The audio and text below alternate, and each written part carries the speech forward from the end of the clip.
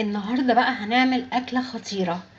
اكله يعني ناس كتير بيقولوا لي لا ما بنعرفش نعملها، ما بتطلعش حلوه، بيطلع ليها ريحه. النهارده هوريك الجمال والحلاوه دي، وهقولك ازاي تنقي حته الممبار وانتي بتشتريها، ازاي تنضفيه، وهقولك كمان تحطي ايه وانتي بتسلقيه يخلي ريحته جايبه اخر الشارع من حلاوته وجماله. يلا حبايبي اشتركوا في القناه وفعلوا زر الجرس وشيروا الفيديو، يلا بينا. انا هنا معايا الممبار دوت، كيلو ممبار. الاول بجيبه بشطفه، وبعد ما بشطفه بشيل الدهن الزايد لو في اي حاجه، وبعد كده بحط له معلقه دقيق وليمونه شويه، وبروح كبه الميه واشطفه واروح قلباه على الناحيه التانية وكحته جامد بالسكينه. وبعد ما كحته بجيب يعني حوالي كده 5-6 ليمونات، واروح نقعاه بالدقيق وادعك كده وافرك بالدقيق والملح والليمون، واروح نقعاه. وبعد كده اشوفه شطفه كويسه واحطه يتصفى. معايا بقى هنا حوالي كده كيلو الا ربع بصل مقطعاه تقطيع وسط، ومعايا سمنه على زيت، ورفعهم على الحله في حله سوري على النار. واول ما البصله تدبل بكون مجهزه معايا عصير الطماطم. طبعا هما مش دول بس، انا هضرب طماطم تاني وهحطها. والطماطم ابتدت تتسبك معايا هي وتشكشك كده، هسيبها لغايه ما تنشف خالص. ادي حبايبي الطماطم نشفت معانا واتسبكت، والسمنه والزيت اللي احنا حاطينهم بيشكشكوا فيها اهي. بصوا بعمل بالمعلقه كده، بصوا كلها سمنه مفيش صلصه، اتسبكت خالص. دلوقتي بقى انا مقطعه الخضره، والخضره بتاعتي عباره عن حزمه كزبره وحزمه شبت وحزمه بقدونس. وهقلب كده والنار شغاله. الله على ريحه الخضره مع التسبيكه، بجد ريحه جميله. قلبتها كويس واستنيت لما شكشكت كده غلوه كده معاها. التوابل بقى بتاعتنا: معلقه 7 بهارات، معلقه فلفل كبيره، معلقه شطه، الملح طبعا حسب الرغبه، وكمان معايا معلقه زعتر، ودي التركايه اللي بتخلي طعمه خطير. حطيت التوابل وقلبت تقليبه. انا طبعا هنا طفيت النار. ويلا بينا بقى ننقل التسبيكه دي في طبق كده. نقلت هنا التسبيكه في الطبق اللي انا هحشي فيه، وغسله معايا كميه الرز. انا هنا حبايبي قلت لكم في الاول هقول لكم ازاي تشتروا الممبار. الممبار يا حبايبي يعني لما نشتريه من الاول المصارين بتبقى رفيعه. لاحظوا كده وانتوا واقفين، كل ما يقطع ويوزن للناس كل ما هتلاقوا الممبار واسع وكبير. انا ما بحبش ده، انا بحب اللي هو من اول ما يبتدي يوزن الممبار الحته الرفيعه خالص اللي هي في بدايه يعتبر المعده، يعني اول الممبار خالص. هنا انا حطيت ملح تاني وقلبته وبدوق بقى الطعم وبظبط الطعم، وقلنا الملح حسب الرغبه.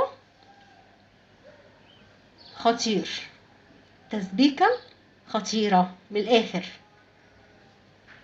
يلا بقى بينا هوريكم ازاي تحشوا، يا رب يكون 5 كيلو هتحشوهم بكل سهوله.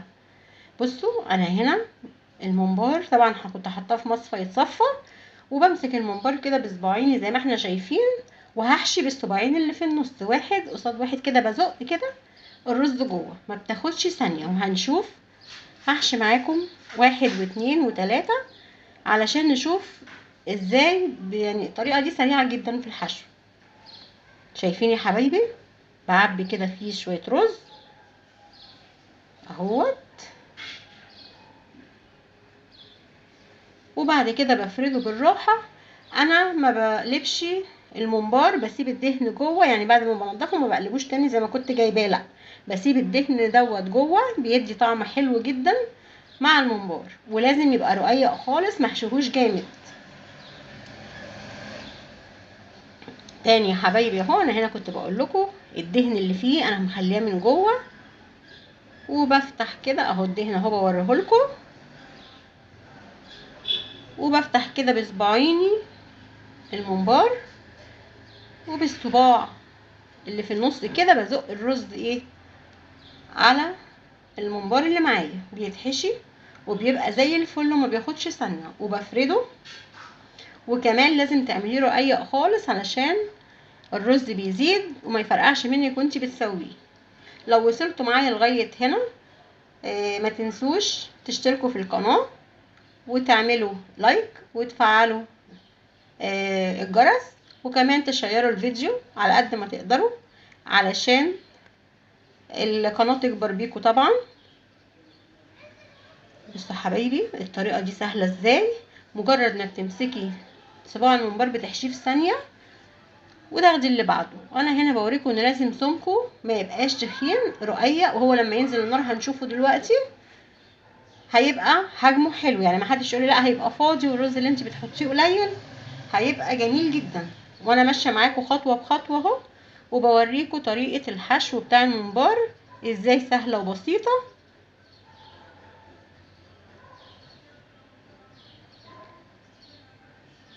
شايفين الجمال والحلاوه؟ مفيش اسرع واسهل من كده.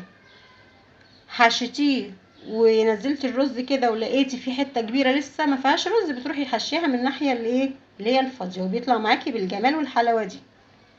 دلوقتي بقى هروح احشي كله وارجع لكم تاني. وهنا حبايب قلبي بعد ما سبتكم ورحت حشيت الممبار كله، ادي الكميه الحلوه اهي، شايفين ما شاء الله كميه جميله. دلوقتي بقى انا هنا معايا في طبق جزرتين حلوين مقطعاهم حلقات، معايا من 6 ل8 فصوص حبهان. الحبهان اهو بوريهولكم، معايا حوالي 8 حبات حبهان. يعني بقى حطي ورق لوري من 10 ل 12 ورقه، وبصلايه حلوه. ويلا بينا كده عشان الميه زمانها غليت، والميه غليت اهي. هنزل بكل التوابل اللي كانت معايا. على فكره حبايبي الحله مطرح التسبيكه اللي انا سبكت فيها ما غسلتهاش. ودلوقتي بقى بنزل بالممبار، بصوا بمسكه كده وبروح نازله بيه، وبحاول ان انا اوزع بقى في الحله عشان ما احطوش في حته واحده. بصوا الجمال والحلاوه خطير يا جماعه. جربي طريقتي ديت والتركايه بتاعت معلقه الزعتر، وعايزه اقولك يعني هتلغي اي طريقه تانية انت كنت بتعملي بيها، فهتعتمدي الطريقه ديت. هنا انا بنزل بكميه الممبار وانتوا معايا عشان محدش يقول ان انا حشيته تاني ولا لا، كنت يعني ملياه رز اكتر. لا انا على الطبيعه اهو، وبوريكم ان ده الممبار اللي انا كنت حاشيه معاكم. هنا انا حطيته كله اهوت ومستنيه بس الحله تغلي كده معايا. غليت غلوتين وبقلب بالراحه. انتوا هنا هتشوفوا فيه صباعين 3 كده ايه رفيعين خالص، دول اتبقوا وما شلتهمش في الفريزر. قلت لا انا هحطهم كده، وبحب كلهم كده بتبقى طعمها حلو. اول ما غلي كده حوالي 5 دقايق وانا مواربه الحله عليه، جبت عودين كرفس، دول طبعا متفرزين جايباهم من الفريزر، عندك فريش حطي. وهنا بوريكي الممبار اهو يا ست الكل زي الفل. بصوا مش رفيع طبعا، لما نزل الميه والرز مع السوا بينفش معاكي صباع زي الفل. بوطي النار وبقارب الحله عشان ما يفرقعش، وده سر من اسرار الممبار ان هو ما يفرقعش. ما تعليش النار عليه وما تكتميش الغطا بتاع الحله، سيبيه موارب. عايزين كده نطلع الصباع كده اوريهولكم.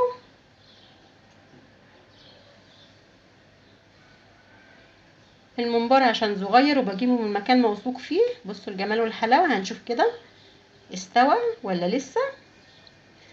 بقول لكم عشان بجيب الممبار من مكان موثوق فيه، ده صغير وما بياخدش معايا سوا. الممبار هنا حبايبي استوى وطفيت عليه. ودلوقتي بقى هبتدي ان انا اطلع الممبار من الحله بعد ما اطفي، ما اسيبوش في الشوربه بتاعته علشان ما يفرقعش. هنطلع كده ايه الكرفس والبصل والجزر اللي على الوش ده عشان نعرف ايه نشيل الممبار. بصوا ما شاء الله ما شاء الله بجد على الجمال والحلاوه والريحه بجد اللي مفحفحه في قلب الشقه كلها، ريحه تحفه طبعا وجميله. انا هنا هشيل الممبار، وطبعا ورقه لوري هشيلها، ودي كمية الممبار اهي ما شاء الله عليها طلعناها. ويلا بقى بينا نحمر عشان مستعجلين وقاعدين ايه يعني مستنيين بفارغ الصبر. الزيت يقدح معانا اللي هو يسخن يعني ما يقدحش يرمي. وهنزل بالممبار وهسيبه مش هحركه ولا اي حاجه. وطبعا نبقى واقفين بعيد شويه عشان بيفرقع يا جماعه. وبعد ما ياخد لون هقلبه كده على الناحيه التانيه.